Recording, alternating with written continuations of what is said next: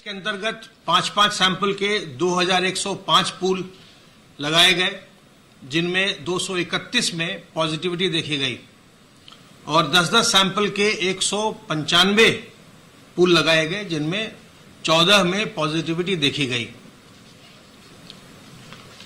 आज हम लोगों ने जो हम प्रदेश में 11 जनपदों में सेरो सर्वेलेंस का कार्य कर रहे हैं, तो कोविड-19 के लिए सेरो सर्वेलेंस के सैंपल्स के इकट्ठा करने का कार्य पूरा हो गया है। अब इसके बाद इसकी टेस्टिंग की जाएगी एंटीबॉडीज के लिए और फिर माह के अंत तक पूरे विश्लेषण के बाद हम आपको बता पाएंगे कि इन बड़े 11 शहरों में जो संक्रमण है उसका प्रतिशत क्या पाया गया है। प्रदेश में 64,432 कोविड हेल्प डेस्क की स्थापना अभी तक की गई है और इनके माध्यम से 7,27,796 लक्षणात्मक व्यक्तियों की पहचान भी की गई है। आप जानते हैं कि जो भी प्रमुख कार्यालय हैं प्रदेश के या जो प्रमुख प्रतिष्ठान हैं जहां काफी संख्या में लोग कार्य करते हैं, 25 से ज्यादा, वहां कोविड हेल्प डेस्क की स्थापना की जाती है और कोविड हेल्प डेस्क पर इंफ्रारेड थर्मोमीटर, पल्स ऑक्सीमीटर और सैनिटाइजर ये अनिवार्य रूप से वहां होता है और इससे जो लोग भी उस प्रतिष्ठान में आते हैं, उस उद्यम में आते हैं या उस कार्यालय में आते हैं, उनकी प्रारंभिक जांच की जाती है। सर्वेलेंस की कार्रवाई के अंतर्गत अब तक 95,487 इलाकों में सर्वेलेंस का कार्य किया गया है और यह 3,33,665 टीम दिवस के माध्यम से किया गया, जिसके द्वारा 2,33,30,951 घरों को सर्वेलेंस में लिया गया और इनमें 11,14,82,132 लोग रहते हैं। नॉन कोविड केयर के अंतर्गत हम लोग निरंतर जो हमारे एफआरयूज हैं सीएचसी पर या जो हमारे सब सेंटर्स पर डिलीवरी पॉइंट हैं या जो हमारे जिला महिला चिकित्सालय में जहां डिलीवरीज होती हैं या सिजेरियन सेक्शन होते हैं, उनकी मॉनिटरिंग भी हम लगातार करते रहते हैं। दिनांक 7 सितंबर को सरकारी संस्थानों में 7,113 संस्थागत प्रसव हुए, 7,113 बच्चों की डिलीवरी कराई गई, जिसमें 6,865 नॉर्मल डिलीवरी हुई और 248 सिजेरियन सेक्शन के माध्यम से डिलीवरी करवाई गई। अक्टूबर के महीने में संचारी रोग अभियान एक बार पुनः मनाया जाएगा। पूरे महीने में अंतर्विभागीय समन्वय के माध्यम से जो भी संचारी रोग हैं, जो भी वेक्टर बोर्न डिजीज हैं, उन सबको उनकी रोकथाम के लिए, बचाव के लिए पूरा माह संचारी रोग अभियान के रूप में मनाया जाएगा और उसमें शिक्षा विभाग के द्वारा जागरूकता का प्रसार, कृषि विभाग के द्वारा रोडेंट कंट्रोल, नगर विकास पंचायती राज के द्वारा साफ सफाई स्वच्छता का अभियान, स्वास्थ्य विभाग के द्वारा लार्विसाइडल स्प्रे और जगह जगह लोगों में जागरूकता पैदा करना, चिकित्सा की व्यवस्था करना। इसी प्रकार से जो अन्य भी तमाम विभाग हैं, पुष्टाहार विभाग के द्वारा जो कमजोर बच्चे हैं, जो मालनरिश बच्चे हैं, उनका चिन्हांकन, लोगों को पुष्टाहार बांटना। इसी प्रकार से सिंचाई विभाग के द्वारा जहां भी कहीं जल जमाव हुआ हो, उस जल जमाव को समाप्त करना ताकि मच्छर न पनपे और लोगों को वेक्टर बोर्न डिजीज न हो। इसके लिए तमाम विभागों के समन्वय से, अंतर विभागीय समन्वय के माध्यम से अभियान चला करके ये प्रक्रिया की जाती है और हर वर्ष हम प्रदेश में 3 बार ये अभियान चलाते हैं। 2 बार अभियान चलाया जा चुका है।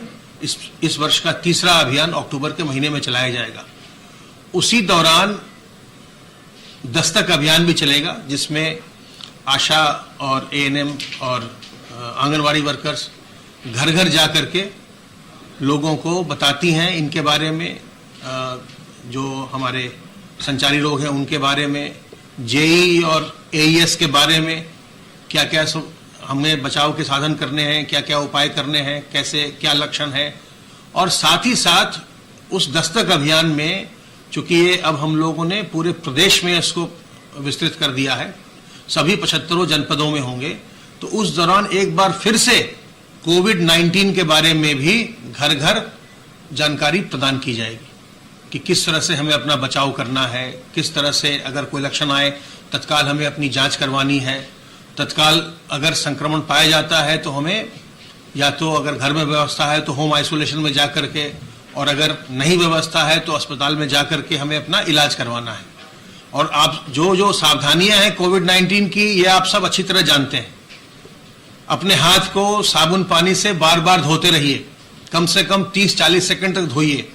और जब आप हाथ को धोते हैं, जब साबुन से धोते हैं, तो याद रखिए, पहले भी मैंने आपको बताया है, सुमन के एस से सीधा तो साबुन लगा के हाथ सीधा साफ करिए, यू से उल्टा साफ करिए, एम से मुट्ठी को साफ करिए, ए से अंगूठा साफ करिए, एन से नाखून साफ करिए, और के से कलाई साफ करिए। जब इस तरह से आप 30-40 सेकंड तक हाथ की सफाई करेंगे तो वायरस पूरी तरह से मर जाएगा, हट जाएगा, आप संक्रमित नहीं होंगे।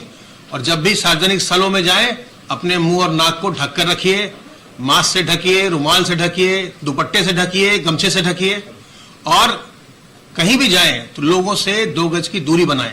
अगर आप ये सावधानियां बरतेंगे तो संक्रमण से बचे रहेंगे, दूसरों को भी बचाएंगे। और खास ध्यान रखिए अपने बुजुर्गों का, गर्भवती महिलाओं का, पहले से कमजोर व्यक्तियों का और छोटे बच्चों का। जब तक बहुत आवश्यक न हो घर से बाहर न निकलिए।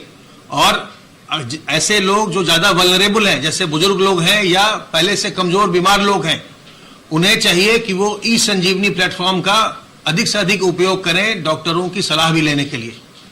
तो सावधान रहिए, सतर्क रहिए, संक्रमण से बचे रहिए, स्वस्थ रहिए और प्रसन्न रहिए।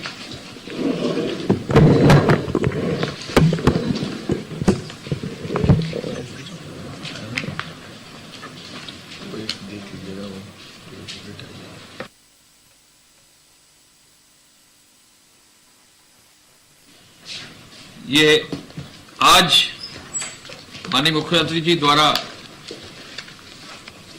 कोविड-19 की बैठक प्रातः 10 बजे की गई। लखनऊ, कानपुर नगर, प्रयागराज में कांटेक्ट ट्रेसिंग में वृद्धि करने का निर्देश उनके द्वारा दिया गया। यदि कोरोना को कंट्रोल करना है तो कांटेक्ट ट्रेसिंग को और अच्छा करना है। उनका तो एक सुझाव था कि जहां कांटेक्ट ट्रेसिंग अभी 8, 9 या 10 के आसपास तक जा रही है, इसको 12 तक जाना चाहिए। यानी एक व्यक्ति जो संक्रमित है उसके कम से कम 12 तक कांटेक्ट होने चाहिए। तो ये उनका मार्गदर्शन और सुझाव रहा है। और कई जनपदों में जहां कांटेक्ट ट्रेसिंग कम है तो उसमें और बढ़ाने का निर्देश उन्होंने दिया है। बेहतर उपचार के लिए, कोरोना के बेहतर उपचार के लिए प्रदेश सरकार संकल्पित है। नया कोविड अस्पताल लखनऊ में दिया गया है। इस कोविड अस्पताल में केजीएमसी में 300 से अधिक बेड्स हैं और इस कोविड अस्पताल को मॉडर्न इक्विपमेंट दिया गया है। इसके ऑक्सीजन की व्यवस्था जंबो सिलेंडर से होती है और मानक के अनुरूप हर ऐसे अस्पताल में 48 घंटे की ऑक्सीजन होना अनिवार्य रखी जाती है। इसके साथ साथ प्रदेश सरकार ने माननीय मुख्यमंत्री जी के मार्गदर्शन में लखनऊ में बेड्स बढ़ाने का निर्देश दिया है। लखनऊ में अन्य जनपदों से भी कई मरीज रेफर होकर आ रहे हैं, तो इस कार्य को आगे बढ़ाने के लिए आवश्यक है कि यहां के बेड्स बढ़ाए जाएं और अन्य जनपदों में भी बेड्स बढ़ाकर L2 और L3 की फैसिलिटी को उसका नंबर इंक्रीज करने का निर्देश दिया गया है। मुख्यमंत्री जी ने कहा है कि चिकित्सकों तथा पैरामेडिकल स्टाफ की संख्या भी प्रशिक्षण देकर बढ़ाई जाए। मेडिकल संरक्षण संक्रमण से सुरक्षित रखने के लिए अच्छी क्वालिटी के पीपीई किट, ग्लव्स, मास्क और सैनिटाइजर की व्यवस्था की जाए और होम आइसोलेशन में सीएम हेल्पलाइन से फोन जाए, जिससे कि सभी मरीजों से बातचीत दिन में 2 बार हो सके। प्रदेश में इन्वेस्टमेंट के लिए उद्यमियों और निवेशों के प्रकरणों को समयबद्ध रूप से निस्तारित करने के लिए उद्योग बंधु की बैठक जल्दी आयोजित करने का निर्देश दिया है। उद्यमियों से संवाद स्थापित करके उनका फीडबैक भी लेने का निर्देश दिया है। जीएसटी में वृद्धि आवश्यक है। प्रदेश के राजस्व की वृद्धि प्रदेश के विकास के लिए आवश्यक है। इसके लिए भी एक कार्य योजना बनाने का निर्देश उन्होंने दिया है। वाणिज्य कर विभाग के अधिकारियों को वर्चुअल मीटिंग करने का भी निर्देश उन्होंने दिया है। पुलिस फॉरेंसिक यूनिवर्सिटी के समस्त औपचारिकताओं को शीघ्र पूर्ण करने के लिए और उनके निर्माण को शुरू करने का निर्देश दिया है। पुलिस फॉरेंसिक यूनिवर्सिटी के लिए लगभग 35 एकड़ से ज्यादा जमीन लखनऊ में आवंटित करके उसके नाम कर दी गई है। इस पुलिस फॉरेंसिक यूनिवर्सिटी में जो महत्वपूर्ण पद है, वीसी का पद है, रजिस्ट्रार का पद है, वित्त नियंत्रक का पद है, ये भी क्रिएट हो रहा है। पुलिस फॉरेंसिक यूनिवर्सिटी जो है technical university APJ Abdul Kalam technical university से संबद्ध रहेगी। शुरू में इसका कोलैबोरेशन टेक्निकल यूनिवर्सिटी से होगा। टेक्निकल यूनिवर्सिटी नई यूनिवर्सिटी को स्थापित करने के लिए सहयोग देगा और साथ ही साथ पीडब्ल्यूडी विभाग को इसके निर्माण कार्य की जिम्मा दिया गया है कि बहुत ही जल्दी यूनिवर्सिटी के लिए एस्टिमेट भवन का, नए भवन का स्टार्ट करके शासन की अनुमति लेकर इस कार्य को शुरू किया जाए। तो जहां एक और निर्माण के कार्य में तेजी आई है, भूमि मिल चुकी है, जहां एक और तकनीकी यूनिवर्सिटी के साथ एक एमओयू भी करने का प्रस्ताव है, जहां एक और इनके पद सृजन का भी काम तेजी से शुरू किया जा रहा है। तो प्रयास ये होगा कि अगले वित्तीय वर्ष में जो है टेक्निकल यूनिवर्सिटी के बेसिक कोर्सेज शुरू होने की कार्रवाई निश्चित कर ली जाएगी। पशुओं के टीकाकरण का भी अभियान संचालित करने का निर्देश माननीय मुख्यमंत्री जी द्वारा दिया गया है। पशुओं का इस समय बरसात के तुरंत बाद उनका जो है रोगों से बचाना बहुत जरूरी होता है और टीकाकरण का ये सबसे महत्वपूर्ण समय होता है जब उनको टीकाकरण करके रोगों से, गंभीर रोगों से बचाया जा सके। गृह विभाग की सूचना के अनुसार 2,20,000 से अधिक एफआईआर अब दर्ज करके 4,19,000 लोगों को नामजद किया गया है। 71,000 से अधिक वाहन सीज किए गए हैं। 76.5 करोड़ से अधिक धनराशि जमा की गई है। कुल मिला के 911 एफआईआर ईसी एक्ट की दर्ज कर दी गई है। 2480 मामले फेक न्यूज के संज्ञान में लाए गए हैं। 19,658 कंटेनमेंट जोन में 1217 थानों में 15,83,000 मकानों में कुल 91,49,000 लोग चिन्हित करके उनको कंटेनमेंट जोन में सुरक्षित रखा गया है और इसी जोन में 49,508 49,508 लोग कोरोना पॉजिटिव हैं, जिन पर विशेष ध्यान देकर उनको समेत जो है उनकी समुचित व्यवस्था की जा रही है।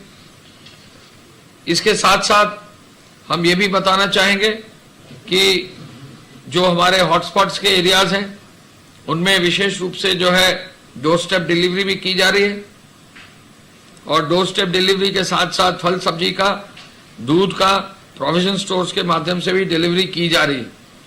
अब तक ऐसी बस्तियों में 14,68,000 से अधिक राशन कार्डों का पर खाद्यान्न से अधिक वितरण कर लिया गया है। और हम ये भी बताना चाहेंगे कि अब उद्योग विभाग के माध्यम से 339 करोड़ 1 लाख रुपया जो है 1,000 रुपया अलग अलग निर्माण कार्यों के श्रमिकों को, नगरीय क्षेत्र के श्रमिकों को, ग्रामीण क्षेत्र के श्रमिकों को दिया गया है। माननीय मुख्यमंत्री जी द्वारा समय समय पर समीक्षा रोडवेज के कार्यों की जा रही है। रोडवेज के कार्यों में जो अब तक समीक्षा की गई है उसके अनुसार कल 11,02,880 लोग चले हैं। ये रिकॉर्ड संख्या है और संचालित बसों की संख्या 7,262 है। राज्य सरकार इस बात के लिए अब अनुमति देगी कि प्रदेश से जो जुड़े हुए बॉर्डर वाले जो राज्य हैं उनमें भी बसें, इंटर स्टेट बसेस चलाने पर विचार कर रही है और बहुत जल्दी इसकी भी अनुमति दे दी जाएगी। धन्यवाद। जय हिंद।